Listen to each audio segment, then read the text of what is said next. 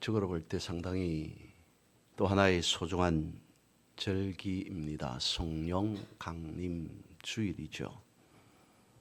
이 성령 강림 주일은 오순절 곧 예수님께서 부활하신 후 50일째 되어지는 날에 해당합니다. 그런데 이 절기를 단순히 성령이 임하심이라고 하는 것으로 기억하기엔 다소 부족하다라고 먼저 말씀을 드립니다. 구약에서의 77절이라고 그러죠. 오순절은 이스라엘 백성들이 출애굽한 뒤에 시내산에서 모세로부터 하나님께서 주셨죠. 모세로부터 시내산에서 율법을 받은 날이기도 합니다. 이것은 다름 아닌 하나님의 언약의 공동체로서의 부름이 있었다는 것을 의미해 주는 절기라는 것이죠.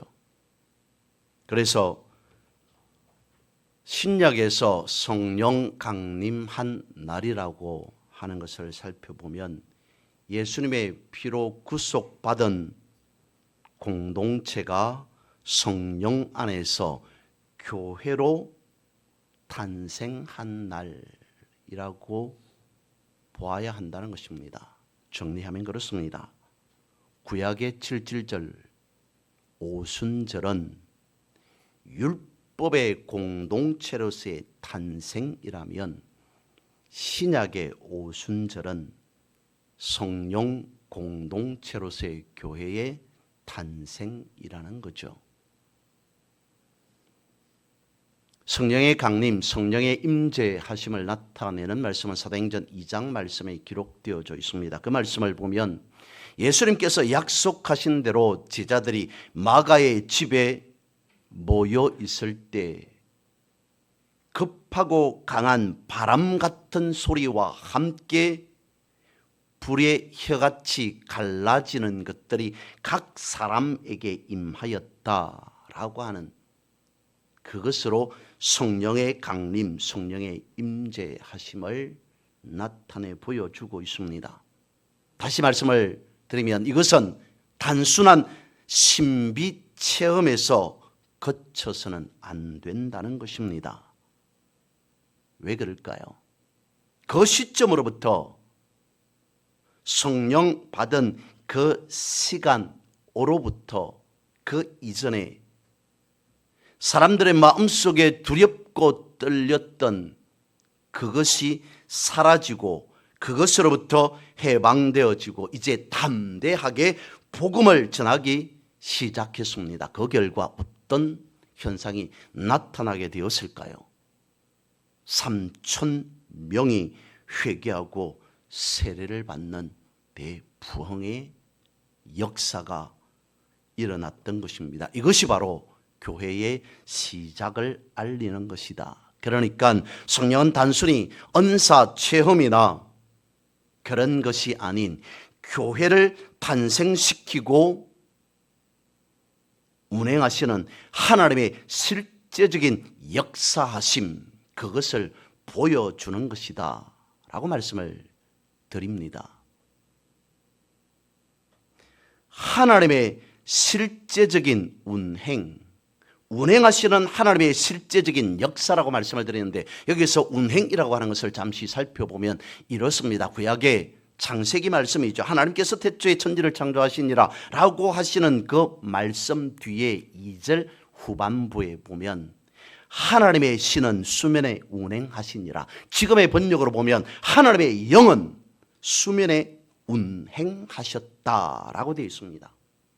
거기에서 운행이라고 하는 이 라하퍼라고 하는 원어를 보면 나풀거리다, 비상하다, 풀어지다 라고 하는 것으로 그 의미를 살펴볼 수 있습니다. 운행하다라고 하는 그 말이 어떨 때는 비상하고 어떨 때는 풀어지고 어떨 때는 나쁘고 나풀거렸다라고 하는 것을 사도행전 성령의 역사하심, 임재하심, 강림하심 그것과 연결해 보면 맞아지더라는 것이죠. 비상하더라. 물론 성령의 임재라고 되어져 있습니다만, 표현하고 있습니다만, 성령의 비상하심, 급하고 강한 바람 같은 소리와 함께 불의 혀같이 갈라지는 것들이 임하였던 것이 바로 성령의 임재라면, 하나님께서 태초에 천지를 창조하시면서 하나님의 영이 수면에 운행하셨더라. 나풀거리면서, 어떨 때는 비상하면서 내려 꽂히는 듯 하면서 다시 솟구쳐 오르는 듯한 그 모습과 흡사 닮아 있다라고 볼 수 있습니다. 그러면 창세기의 그 운행의 말씀으로 돌아가서 조금 더 생각해 보면 이렇습니다. 2절 초반에 보면 땅이 혼돈하고, 하나님이 태초에 천지를 창조하시나 땅이 혼돈하였다라고 되어 있습니다. 하나님께서 태초에 천지를 창조하셨던 그 시작이 혼돈했던 것을 정돈으로 바꾸시는 일이었습니다. 그리고 하나님의 영은 수면에 운행하시니라. 하나님이 이러시되 빛이 있으라 하시니 빛이 있었고 그 빛이 하나님이 보시기에 좋았더라. 다시 돌아가서 혼돈이라고 하는 그 카오스의 상태, 그것을 하나님은 어떻게 창조하셨는가? 코스모스의 상태로, 정돈의 상태로 창조하셨다는 것입니다. 성경에 보면 혼돈이나 공허나 같은 말로 되어 있습니다. 처음에는 천지가 혼돈된 상태, 카오스의 상태, 카즈모스의 상태로 되어 있었습니다. 그리고 나서 하나님께서 빛이 있으라 라고 창조를 시작하셨는데, 그 창조의 내면이 혼돈에서, 즉 카오스에서 코스모스, 카즈모스로, 케이아스에서 카즈모스로 바꾸었다는 것이죠. 즉 혼돈의 상태에서 정돈의 상태, 조화라고 볼 수 있습니다만 정돈의 상태로 바꾼 것이 하나님의 창조의 시작이었다는 것입니다. 누가 그렇게 했다고요? 하나님은 수면에 운행하시니라가 아니고, 하나님의 신은, 지금 번역으로는 하나님의 영은 이라고 되어 있습니다. 루아흐라고 하는 구약의 히브리의 원어로는 하나님의 영을 그렇게 해서 표현하고 있습니다. 그 루아흐의 의미를 다시 보면 호흡, 숨, 그리고 영어로 되어 있습니다. 신약에서도 동일하게 똑같이 되어져 있습니다. 똑같은 해석을 달고 있습니다. 퍼뉴마라고 하는 것을 보면 역시 숨, 호흡으로 되어 있습니다. 루아흐, 퍼뉴마, 바람, 호흡, 숨. 구약은 창세기에서는 하나님의 영, 신약에서는 그것을 성령으로 기록하고 있습니다.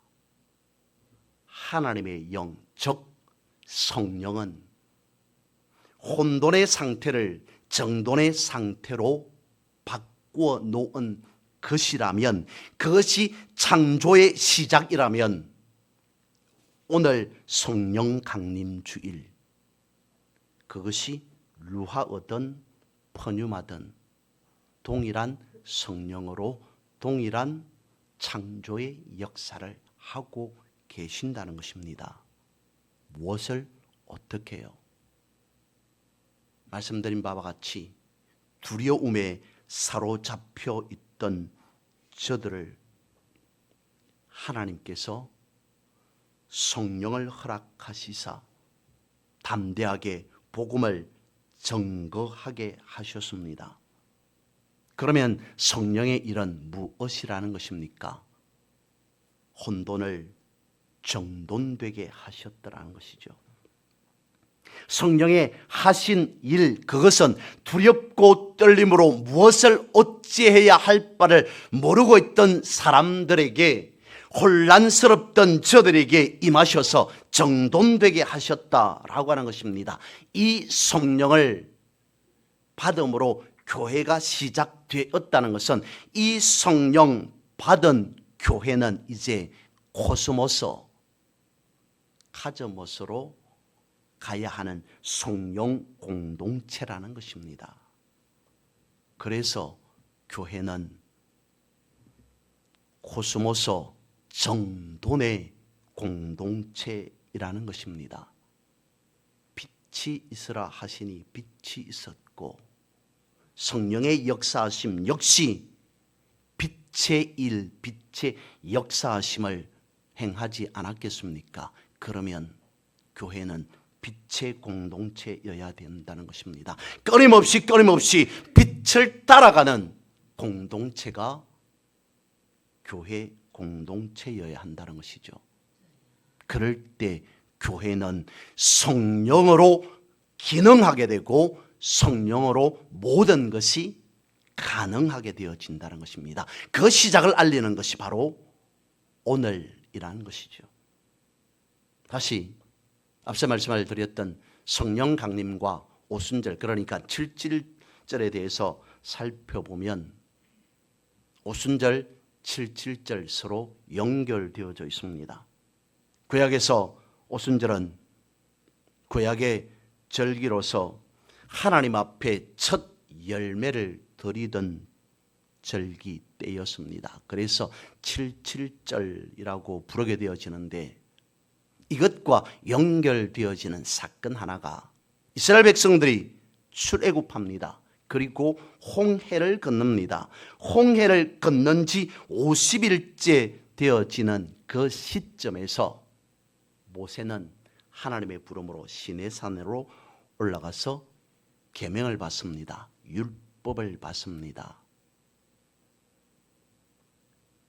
그리고 놀라운 사실 하나는, 시내산에서 율법이 주어졌을 때에 금송아지 산 아래 있는 사람들이 일으킨 유명한 사건, 엄청 불의한 사건, 금송아지 그 사건으로 3,000명이 죽게 되었더라고 말씀하고 있습니다.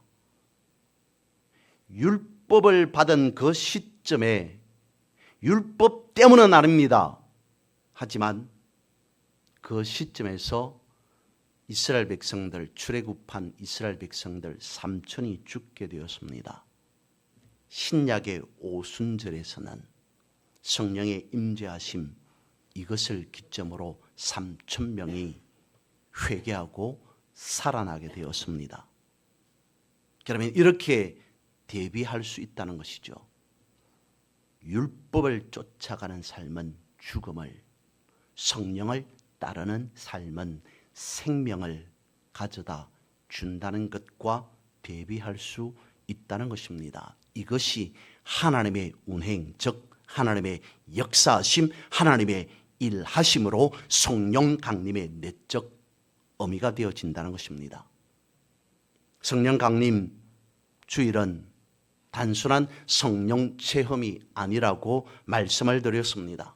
왜냐하면 이날을 기점으로 교회가 세워졌고 복음 전파가 시작되었으며 하나님의 나라 확장의 사명이 시작된 날이기 때문이라는 것이죠. 오늘도 성령은 우리 각자 안에 임재하셔서 죄를 깨닫게 하시고 예수를 주로 고백하게 하시며 각자에게 은사를 주셔서 그리스도의 몸된 교회인 우리, 몸된 교회를 세워가는 그 역사에 동참하게 하십니다. 그래서 성령은 교회 안에서만 머무른 것이 아니더라는 것이죠. 교회인 우리 안에서만 머물지 않고 세상을 향해 나아가게 하십니다. 왜 그럴까요? 예를 한번 들어봅니다. 어떤 한 미국 청년이 프랑스 파리로 여행을 갔습니다. 이곳저곳을 다니다가 골동품 한 가게 안으로 들어가 봅니다.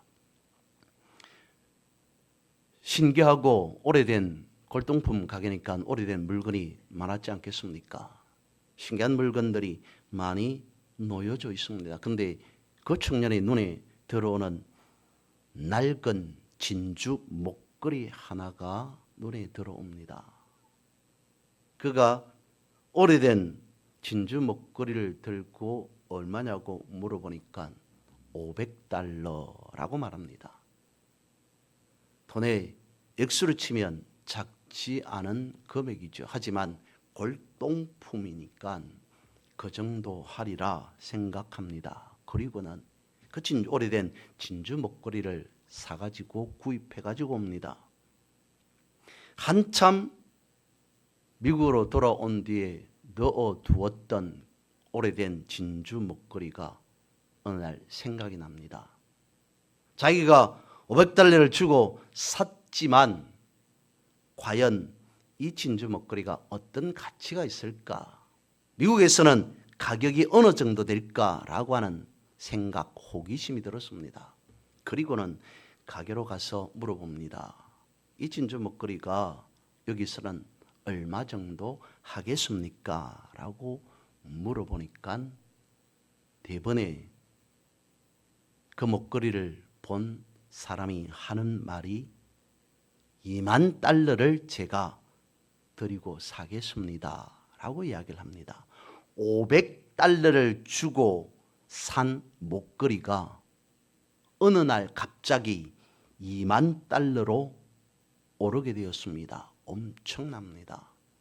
이 오래된 진주 목걸이가, 볼품없는 진주 목걸이가 그렇게 값어치가 되어지는 것인가? 라는 생각이 되어집니다. 그리고는 다시 팔지 않고 들고 와서 다른 가게로 가봅니다. 호기심에서 역시 그랬겠죠. 이 진주 목걸이가 어느 정도 되어지겠습니까? 한참을 살펴본 그 가게 주인은 이렇게 말합니다. 제가 $50,000를 드리겠습니다. $500를 주고 산 목걸이가 다른 한 곳에서는 $50,000를 주겠다. 엄청난 가격을 부릅니다. 이상했습니다. 단순히 자신의 눈에, 젊은이의 눈에 보기에는 오래된 진주 목걸이에 불과한 것 같은데 어떤 가게에서는 $20,000, 어떤 가게에서는 $50,000을 주겠다니 왜 그럴까? 물어봅니다. 도대체 이 목걸이가 어떤 가치가 있길래 이렇게 제 생각보다 많이 주시려고 합니까? 라고 하자 그게 가게의 주인이 말합니다. 여기에 자세히 보면 사랑하는 조세핀에게 나폴레옹으로부터 라고 하는 글귀가 새겨져 있죠. 그리고 그 옆에 나폴레옹이 사인한 사인이 있지 않습니까? 글귀와 나폴레옹이 친히 사인한 친필 사인 때문에 이 목걸이가 $50,000 정도의 가치가 되어집니다. 라고 말하더라는 것이죠. 오래된 것 때문에, 낡은 것 때문에 볼품없어 보이는 목걸이이지만 거기에 사랑하는 조세핀에게 황제 나폴레옹으로부터 그리고 거기에 친필 나폴레옹의 사인이 있었다는 것 때문에 그 가치는 엄청 낮더라는 것입니다. 성경이 오늘 우리에게 무엇이라고 말씀하시는가? 본문의 말씀을 봅니다. 그 안에서 13절입니다.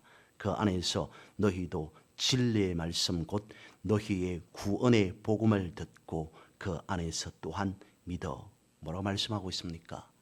약속의 성령으로 인치심을 받았으니. 여기에서 인치심이라고 하는 것이 도장 찍었다라는 것입니다. 사인했다라고 하는 것입니다.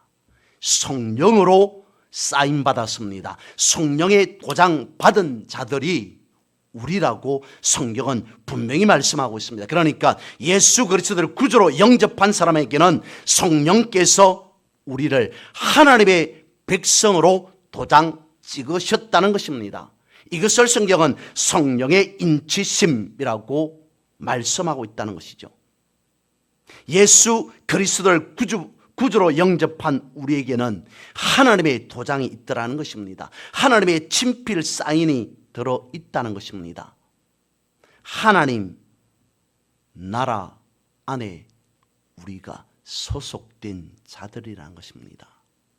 하나님 나라 안에 살아가는 그 사람, 그에게는 어떤 삶이 펼쳐지겠다는 겁니까? 성령의 운행하심으로 삶을 살아간다는 것입니다. 성령의 운행하심, 그것은 내가 살아가는 것이 아니라 성경대로 말씀대로 한다면 성령의 인도하심을 받고 살아간다는 것입니다. 내가 사는 것이 아니라 내 안에 그리스도께서, 요한은 나의 목자시니,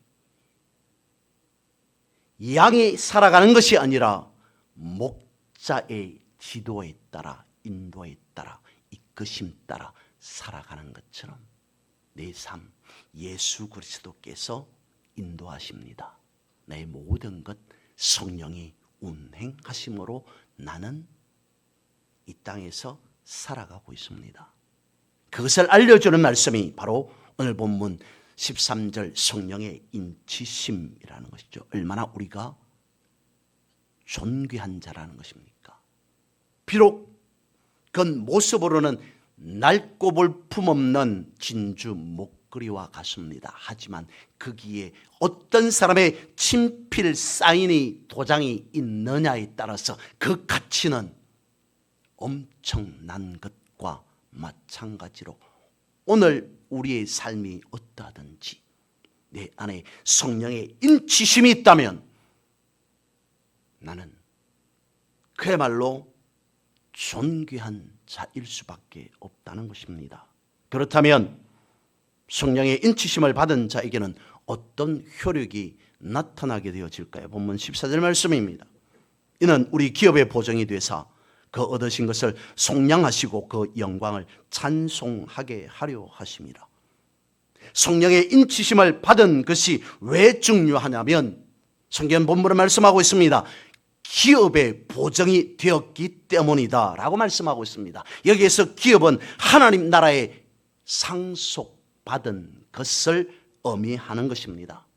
베드로는 이 기업을 가리켜 이렇게 말하고 있습니다. 썩지 않고 더럽지 않고 쇠하지 아니하는 기업이라고 말씀하고 있습니다.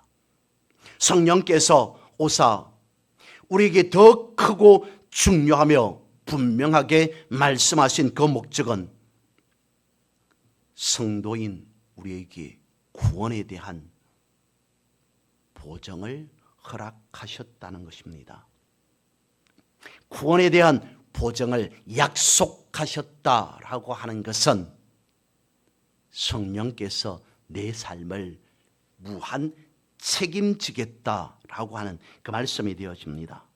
이 놀라운 은혜를 고린도서 1장은 반복하듯이 강조하고 있습니다. 고린도서 1장 21절과 22절입니다. 우리를 너희와 함께 그리스도 안에서 굳건하게 하시고 우리에게 기름을 부으신 이는 하나님이시니 그가 또한 우리에게 인치시고 보증으로 우리 마음에 성령을 주셨느니라.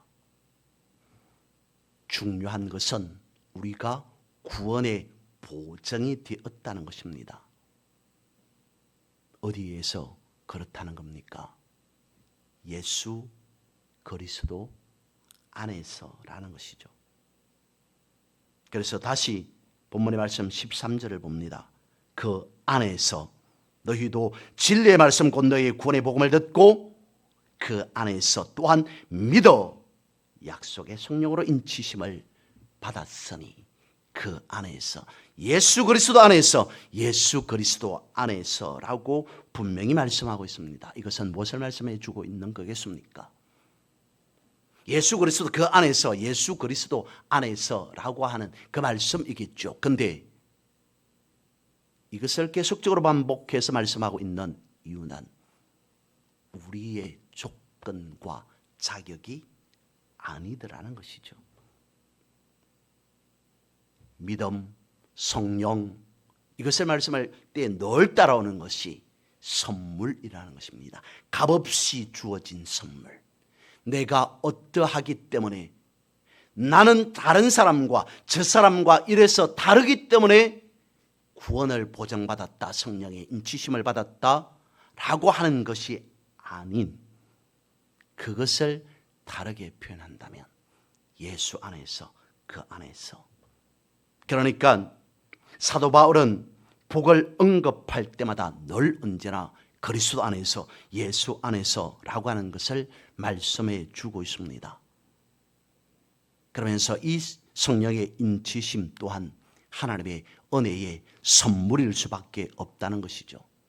예수 그리스도 안에서 주어진 것이기 때문에 우리의 어떤 능력이나 자격이나 출신이나 행위와 아무것도 상관이 없는 온전한 은혜라고 하는 것을 말씀해 주고 있습니다.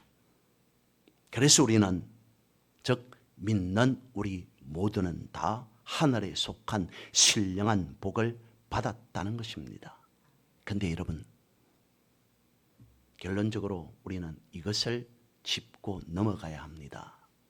우스갯소리로 들릴 수 있을진 모르겠으나 결코 여담은 아닙니다. 붕어빵 속에 붕어가 없어도 붕어빵이라고 부를진 모르나 그리스도인 안에 그리스도가 없다면 그 사람은 결코 그리스도인이 되어질 수 없다는 사실입니다.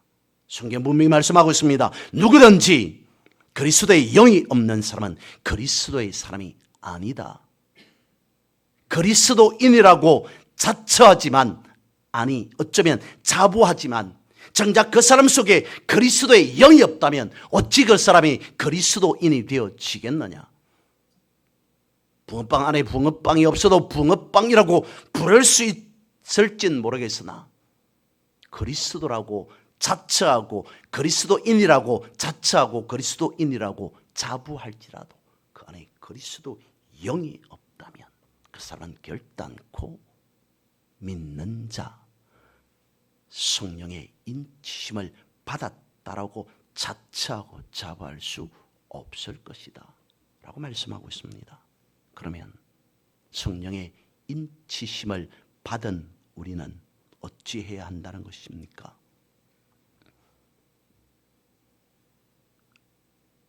딱 하나가 있습니다. 성경대로 말씀을 하고 있습니다.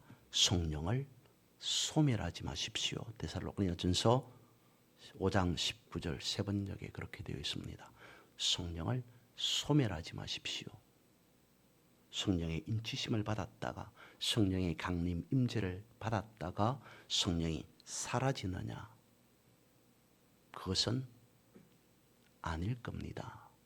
스스로 일부러 성령을 소멸치 말라라고 하는 그 말씀의 의미를 살펴보면 인치심을 받았으나 성령의 운행하심을 우리 스스로 가로막고 있습니다. 일부러 차단하고 있습니다. 오해 조금 더 말씀을 드리겠습니다. 에베소서 4장 3절 세 번역은 이렇게 말씀하고 있습니다. 성령이 여러분을 평화의 띠로 묶어서 하나가 되게 해 주신 것을 힘써 지키십시오. 성령을 소멸치 말고 평화의 띠로 묶어서 하나가 되게 하신 그것을 놓쳐버리지 말고 잃어버리지 말고 지키라라고 말씀하고 있습니다. 성령의 임재함으로 탄생한 교회, 그 교회는 분명히 성령 공동체입니다. 우리 안에 하나님의 나라가 이루어졌다는 것을 말씀해 주는 것과도 같습니다. 그렇다면 우리는 이것을 유지시켜야 됩니다. 힘써 지켜야 합니다. 그리고 우리는 다짐하고 고백해야 합니다. 성령께서 나를 인치셨음을 다짐하고 고백하며 또한 삶 속에서 확인하며 살아가는 그런 여러분 우리 모두가 되어지기를 주님의 이름으로 선포하고 축복합니다.